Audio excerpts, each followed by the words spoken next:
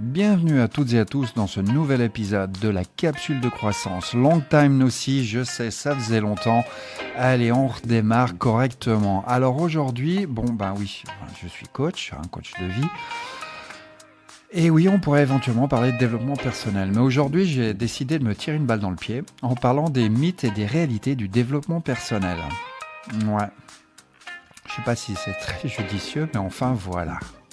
Bienvenue à toutes et à tous dans l'émission La capsule de croissance par iUpMe. Je m'appelle Laurent Biffy et je suis votre coach décontracté, compagnon de croissance personnelle. Inspirez, écoutez, progressez et préparez-vous à un voyage de coaching sans prise de tête. Vous écoutez La capsule de croissance par iUpMe. Alors oui, on nous vend, et moi le premier, le développement personnel comme la clé du bonheur. Sois plus productif, plus positif, plus discipliné et ta vie sera une réussite. Ça fait rêver, non ? Ouais, mais à force de vouloir être la meilleure version de soi-même, on finit parfois par devenir juste une version épuisée de nous-mêmes. Voilà, prenons l'exemple de Gérard. Je vais l'appeler Gérard par des soucis de respect de l'individu, même s'il n'existe pas vraiment, mais bon. Qu'à cela ne tienne, donc Gérard, c'est un mec normal, c'est pas un génie, mais c'est pas un raté non plus, juste un type tranquille. Après une rupture bien pourrie, un licenciement surprise et son chat qui a décidé de se faire la malle au Pérou, il s'est dit ok, il faut que je me reprenne en main, c'est le moment de devenir une machine. Et là, il est tombé en plein dans la spirale du développement personnel. Ouh, ça fait super peur. Mais non, ça fait pas peur. Allez, juste un petit réveil à 5 heures du matin, parce que c'est exactement ce que font les gens qui réussissent. A priori, méditation, journaling, les douches froides, les livres sur le self-help en rafale. Il voulait tout optimiser, sa productivité, son mindset, son alimentation, même son sommeil, avec un plan d'action. Ouais, sérieux. Au début, ça marchait, il se sentait invincible, genre le Superman. Mais peu à peu, il a commencé à péter un câble. Ouais. La moindre grasse mat le faisait culpabiliser. Rater une séance de sport, mais même pas en rêve, impensable. Il voyait plus ses potes. Eh ouais. Ou du moins pas assez à son goût. Et il se parlait comme un coach tyrannique. Allez Gérard, tu peux mieux faire, sois discipliné.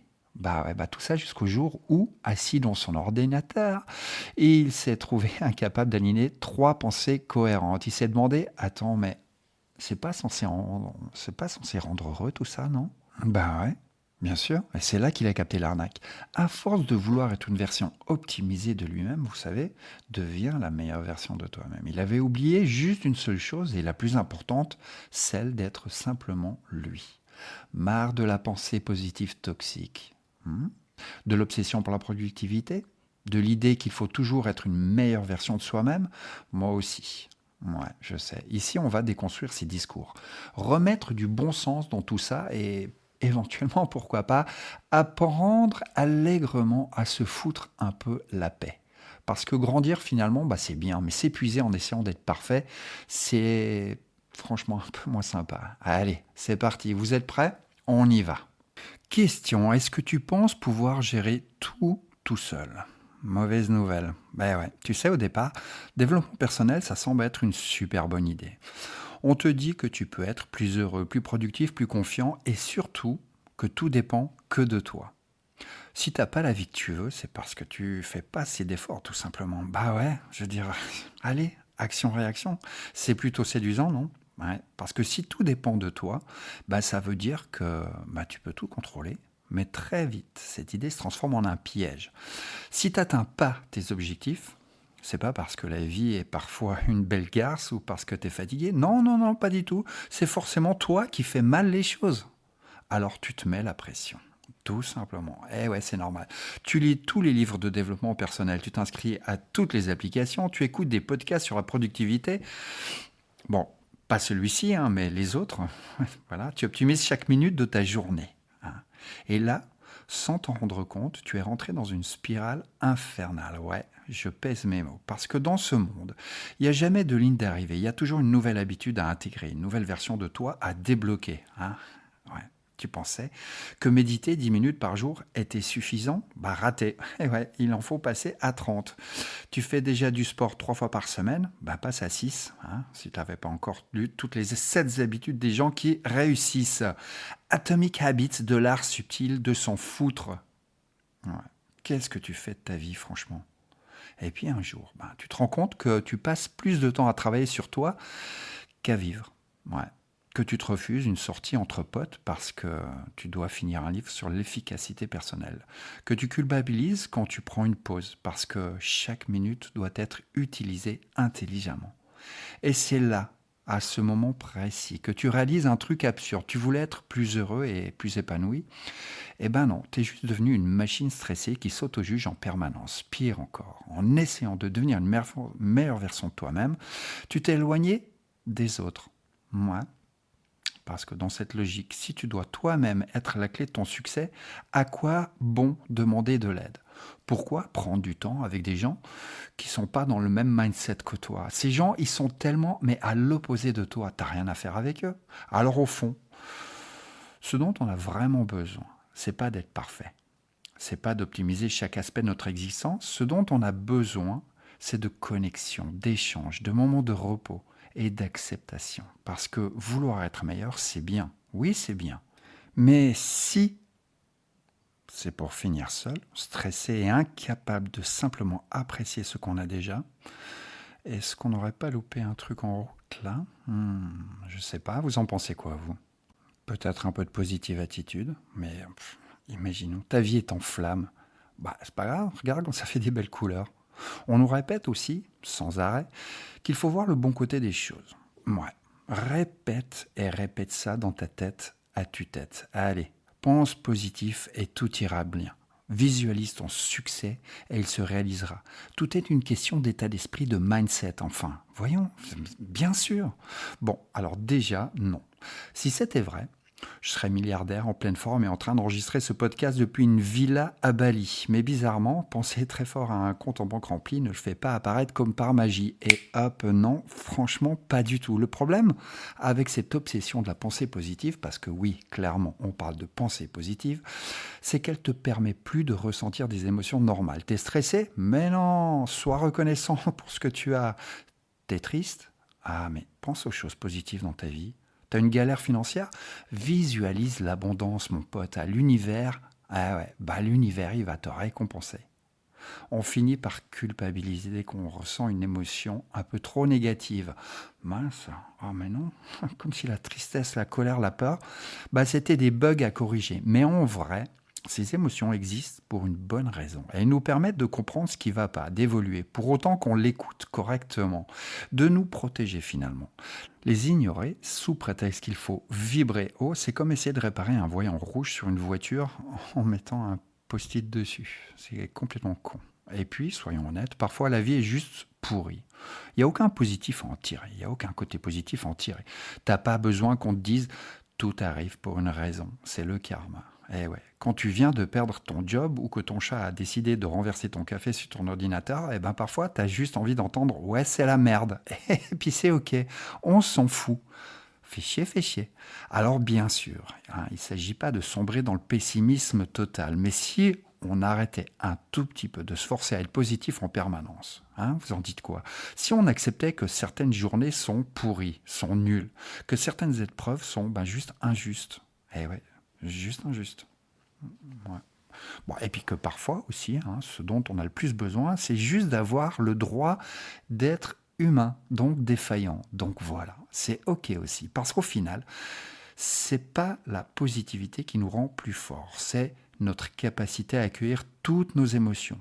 Alors ouais, est-ce que vous êtes vraiment prêt à lâcher la pensée positive toxique et à vivre un peu plus avec un compagnon qui s'appelle l'authenticité?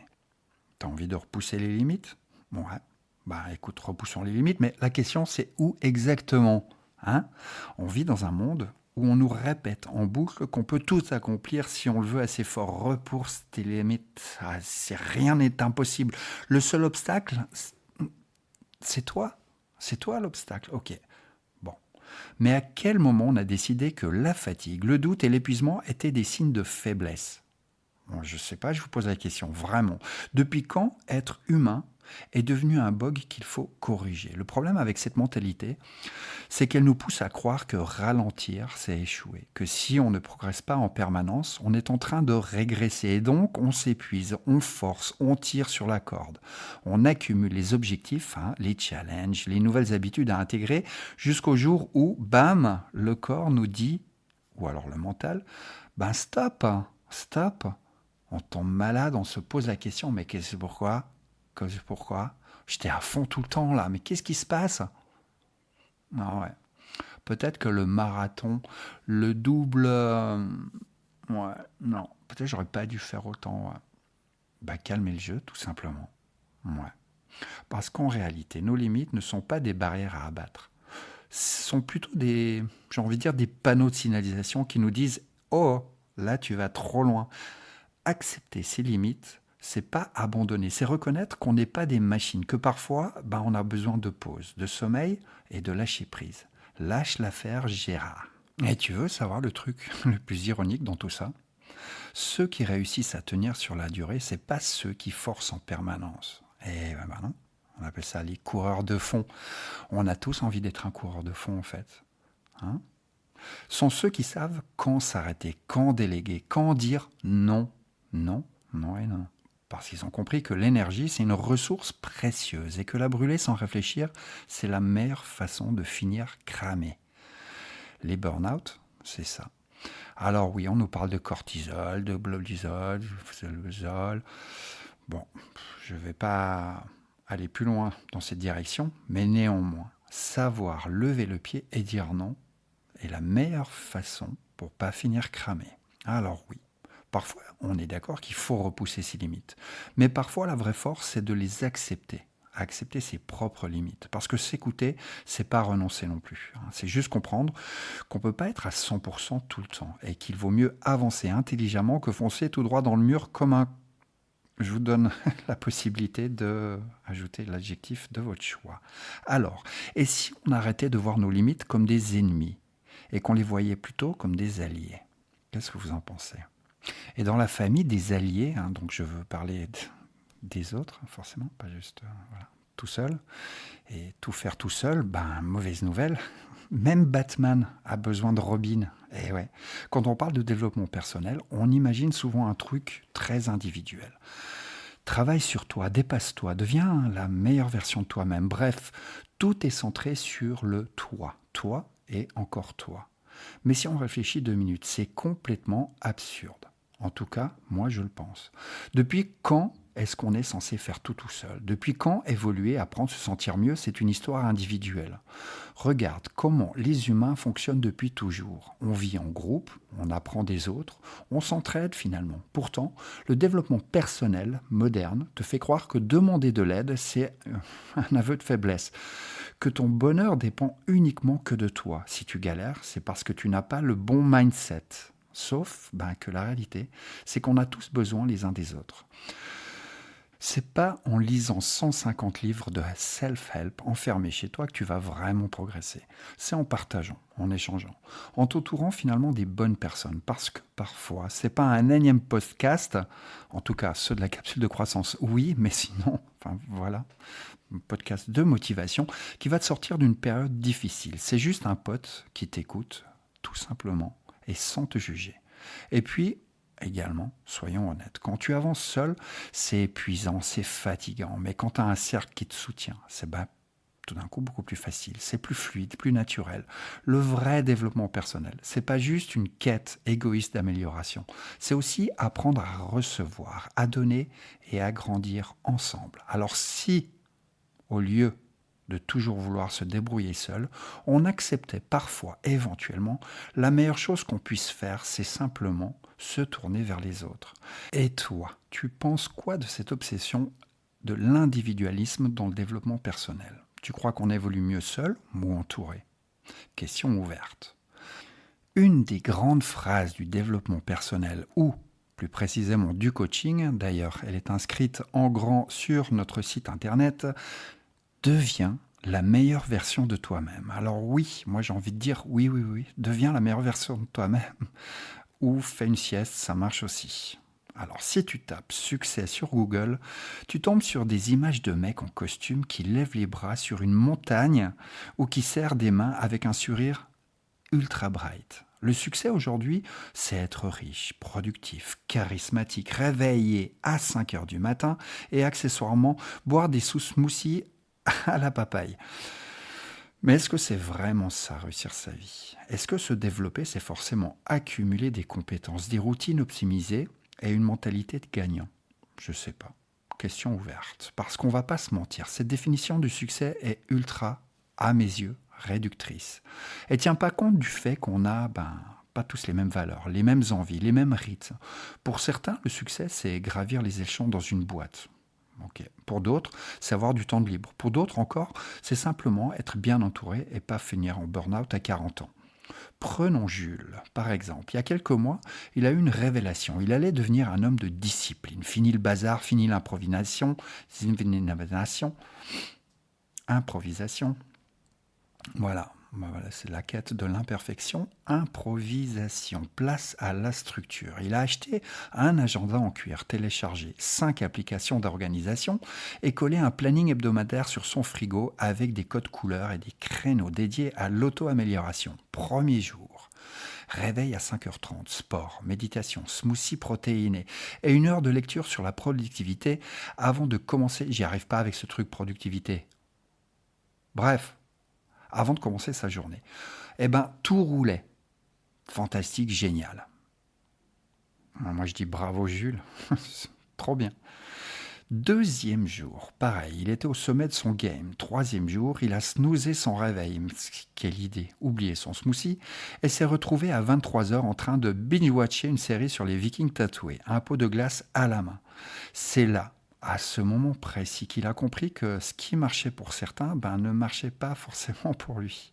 Que forcer une vision du succès qui ne correspond pas à sa nature, c'était comme essayer d'entrer un câble USB du premier coup. On connaît tous le truc, c'est frustrant et voué à l'échec.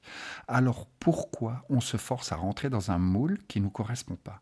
Pourquoi est-ce qu'on culpabilise dès qu'on ne suit pas les règles du succès vendues par des coachs qui, eux-mêmes, ont souvent l'air à 2 doigts du craquage nerveux? Je ne parle pas de moi, absolument pas. Je veux dire, on va se calmer tout de suite. Moi, je suis pas nerveux, pas du tout. Zion, tu descends de la table. Ouais, allez, je reprends.